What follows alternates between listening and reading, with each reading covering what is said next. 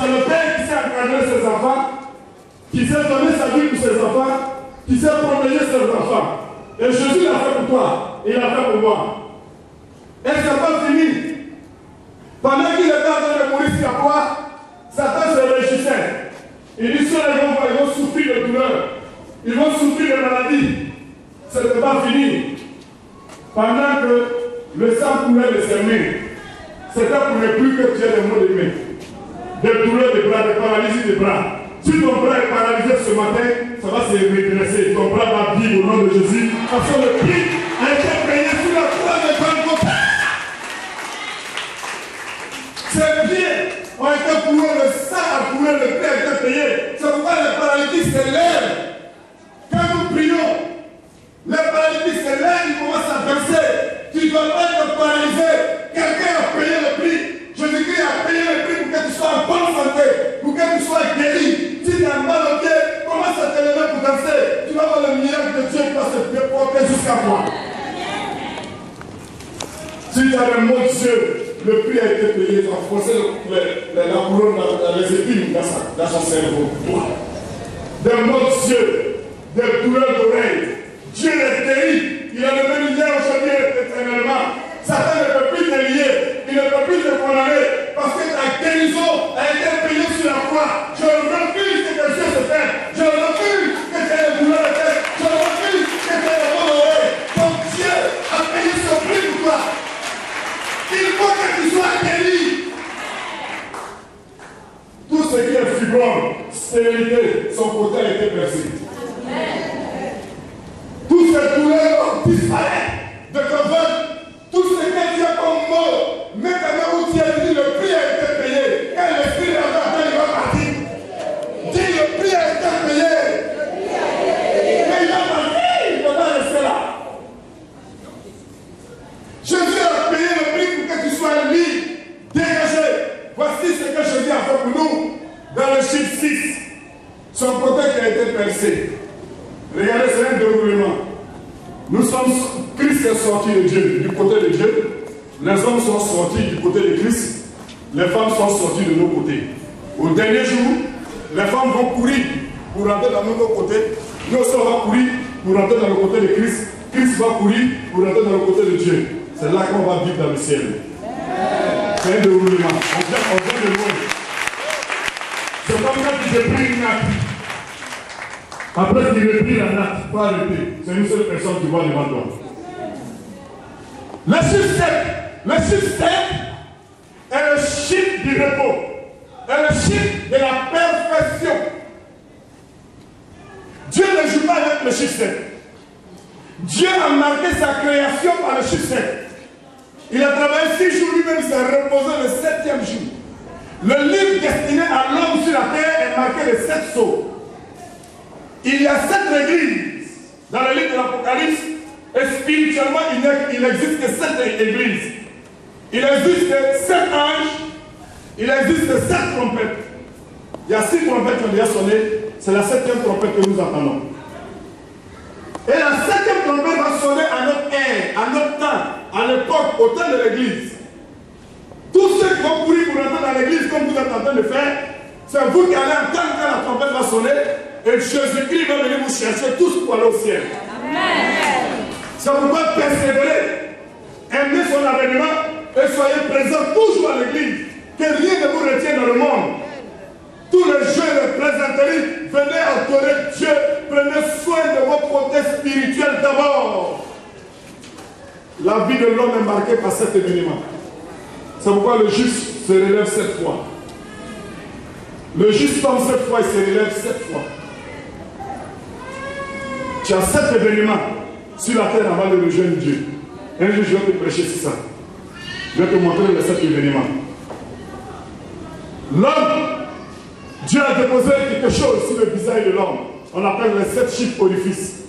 Ou les 7 chiffres de la raison. La tête de l'homme a 7 trous. Je vais compter. 1, 2, 3, 4, 5, 6, 7.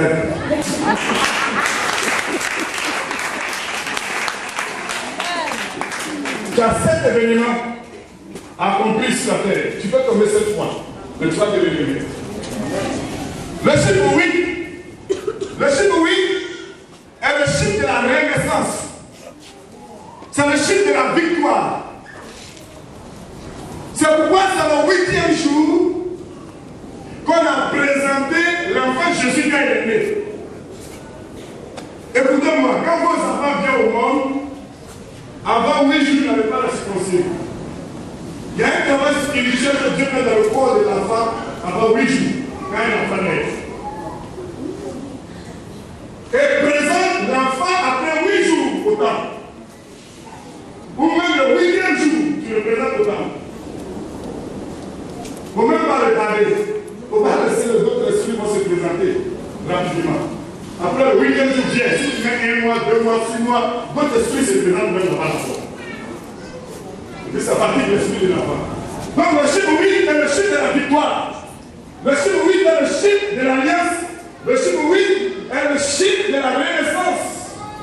C'est pourquoi le chiffre quand la Bible compte jusqu'à 8, le même 8 va revenir le premier jour de la semaine.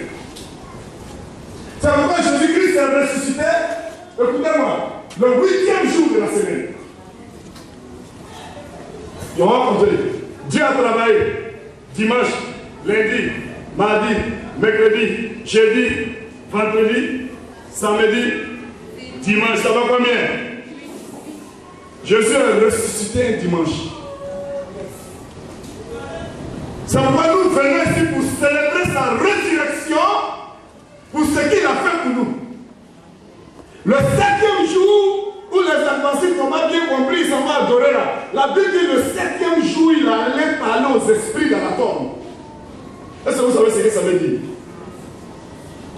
Ça veut dire quand il est mort là, avant qu'il arrive, ceux qui ont cru à la doctrine de Moïse, non, au prophète, qui sont morts avant que Jésus n'arrive, ils étaient encore liés dans la terre. Parce que Satan avait la clé de la terre. Et la clé de ce jour des morts, Satan les a bloqués, mais il ne pouvait pas les faire du mal. Donc quand Jésus est descendu, il allait les rassurer. Il dit, c'est de moi que vous avez parlé, je suis venu pour vous chercher. C'est de moi que les prophètes ont parlé, je suis venu pour vous délivrer, pour vous sortir de ce lieu. Jésus est venu sauver, même ceux qui étaient morts, les sépulcres se sont ouverts. Satan a fui. Quand Jésus est parti, il n'a même plus trouvé Satan là-bas. Satan a fui, il a oublié la clé. Jésus a pris la clé. Il dit, je tiens dans ma main droite la clé de la mort et le séjour de mort. Alléluia. Notre Dieu n'est pas le Dieu de mort, mais le Dieu de vivant. Il est le tout-puissant. Il est celui qui était, qui revient. Il est l'enfant de l'égard. Il règne en nous. Il est au-dessus de nous. Il est avec nous. Et il est en nous.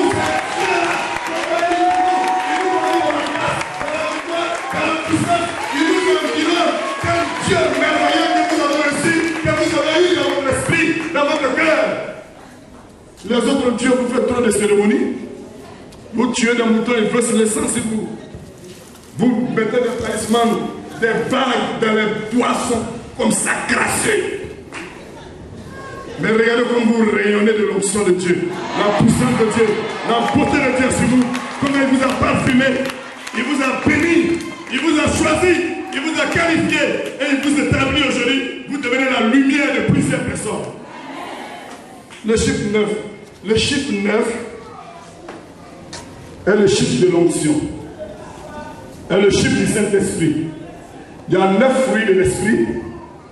Il y a 9 dons du Saint-Esprit. C'est pourquoi, regardez,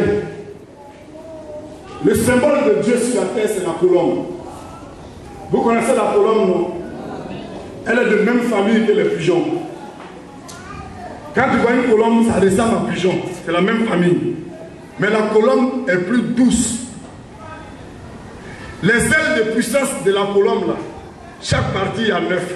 C'est pourquoi Dieu symbolise la colombe comme lui-même, comme son esprit. Les ailes de puissance, il y a 9. C'est les 9 fruits de l'esprit, les 9 dons du Saint-Esprit. Donc tu ne peux pas venir à l'église et puis avoir les 9 dons du Saint-Esprit sans avoir les 9 fruits de l'esprit. Ce n'est pas pour l'équilibre, tu vas t'envoler pour ça. Tu ne peux pas avoir les fruits de l'esprit sans avoir les 9 dons, tu vas t'envoler comme ça. Tu seras vilain. Tous les enfants vont te shooter dans les rues. Il faut que tu aies 9, et puis tu planes comme ça, dans le ciel. Tu viens, tu bénis, tu repars. Et Dieu nous a créés en signe de paix, ou en signe de croix, où Dieu nous a créés comme un pont. C'est-à-dire, quand je fais comme ça, je suis une proie.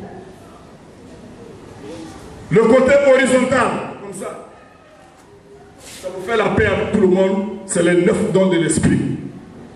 Tu manifestes la puissance pour amener les hommes vers Dieu. Le côté vertical, c'est les 9 fruits de l'esprit, c'est ta communion avec Dieu. Pour que tu sois comme ça, les gens viennent comme ça, ils rentrent, ils passent comme ça, ils passent comme ça, ils rentrent. Pour qu'ils disent quand ils t'ont trouvé, ils ont trouvé Dieu. Tous ceux qui ont trouvé Jésus sur la croix ont trouvé Dieu. Il faut qu'on trouve Dieu en toi. Il faut que les gens trouvent la solution en toi. Il faut que tu aies les 9 fruits de l'esprit et les 9 dons. Tu seras une source de bénédiction et tu vas arrêter la sorcellerie autour de toi. Parce que quand il y a un seul sorcier dans une famille, que le sorcier n'est pas dévoilé, on ne peut plus rattraper la famille, c'est la destruction de cette famille. Et Dieu t'a établi pour le dévoiler par les dons spirituels. Voilà le combat que tu dois faire. Tu dois détruire les œuvres du diable dans ta famille. C'est à ça que Dieu t'a appelé. Chaque personne doit détruire les œuvres du diable à son niveau. Le chiffre 10 est le chiffre de la plénitude. La Bible dit soyez remplis jusqu'à toute la plénitude de Dieu. Qui ne peut être rempli de toute la plénitude de Dieu n'a qu'à lever la main, va acclamer le Seigneur. Non, il faut que tu sois rempli jusqu'à toute la plénitude de Dieu. Tant que tu n'es pas rempli jusqu'à toute la plénitude de Dieu, Dieu ne te donnera jamais le mandat de le servir. Il y a une plénitude que tu dois d'abord recevoir. Vous voyez, un verre d'eau qui n'est pas rempli a toujours besoin de l'eau. Mais une fois remplie, elle est pleine, elle verse. Maintenant, elle peut être des bénédictions, elle devient une source de bénédiction. Dieu l'envoie en mission. Une bénédiction qui ne t'arrive pas. Mais ce n'est pas rempli, le peu que déjà tu t'as donné aux gens, après tu deviens sec. Tu ne sais même pas comment faire pour en avoir. Tu tournes partout maintenant pour chercher enseignement. Tu fabriques par parler à langue, prophétie, vision. Quand tu entends quelque chose, tu es pressé pour aller dire que c'est prophétie. Tu vois? Cherche d'abord la plénitude du Saint-Esprit avant d'aller travailler. Tu penses que tu es plus pressé que Dieu, Dieu est plus pressé que toi, mais la précipitation ne vient pas de Dieu, Satan était précipité du ciel. Il dit vous restez ici jusqu'à ce que vous recevez la plénitude avant d'aller travailler. Le chiffre 11, lorsque tu reçois la plénitude, alors le chiffre 11 est le chiffre du travail. C'est pourquoi il dit les ouvriers de la 11e heure recevront la récompense des ouvriers de la première heure. Amen. Donc il faut la plénitude avant d'aller travailler. Si tu n'as pas la plénitude, le travail de Dieu sera un fardeau pour toi. Venir même prier sera un fardeau pour toi. Tout est difficile pour toi. Tout est nerf. Tu es toujours sous mon penchant. Colère. C'est moi, on n'a pas toujours. C'est moi qui dois faire ça. C'est moi. Moi, je ne comprends pas. Toujours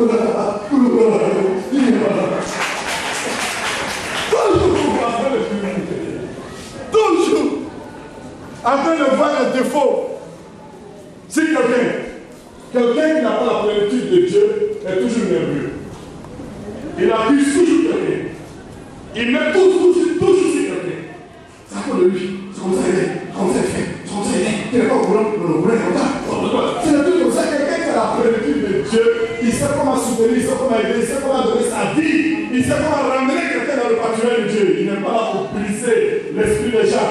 Ceux qui veulent être utiles à Dieu, il les permet d'être utiles. Il ne vient pas les parler, il ne vient pas les chasser, il ne vient pas les décourager. Sois rempli de Dieu et travaille. Le chiffre 12, je vais terminer là. Le chiffre 12, c'est le chiffre du fondement. Le chiffre 12 est le chiffre du choix. C'est pourquoi il y a 12 tribus d'Israël. Il y a 12 peuples appelés la muraille de Jérusalem que nous sommes en train d'étudier ici tous les jeudis. Il y a 12 sources d'eau, il y a 12 espions, il y a 12 bénédictions. Le chiffre 12 est très capital. Il faut que Dieu vous choisisse comme des fondements, comme des appuis pour la nation. Le chrétien, ce n'est pas n'importe qui. On ne devient pas chrétien qui on veut. Sinon, moi, là, j'allais aller prendre mon papa, ma maman, mon papa allait dire ici, Ma maman, elle est diaconesse. Ma petite soeur, elle est évangéliste. On allait s'établir ici. Mais pourquoi je suis seul au milieu de vous tous? Pourquoi on est ici, là, on est de différents ethnies? Il y a les Tula, il y a les Boulots, il y a les Bété, il y a les Robert, il y a les Burkinabés, il y a les Guérés, il y a les Blancs. Tout on est là. C'est Dieu qui nous unit par son esprit. Pour vous dire que le Saint-Esprit n'est pas américain. Le Saint-Esprit n'est pas français. Le Saint-Esprit n'est pas ivoirien. Le Saint-Esprit n'est pas canadien. Le Saint-Esprit de Dieu est esprit. Il est esprit. Tous ceux qui l'acceptent deviennent des femmes et des hommes. On vous appelle maintenant des esprits. Il fait maintenant de ces anges des messagers, maintenant de ces serviteurs des esprits ou des flammes de feu. Donc Dieu nous a réunis pour un but. C'est pour recevoir quelque chose du ciel. Si on ne reçoit pas la bénédiction dans la maison de Dieu, on reçoit la malédiction. On vient pour deux choses. Mais il dit choisis la bénédiction.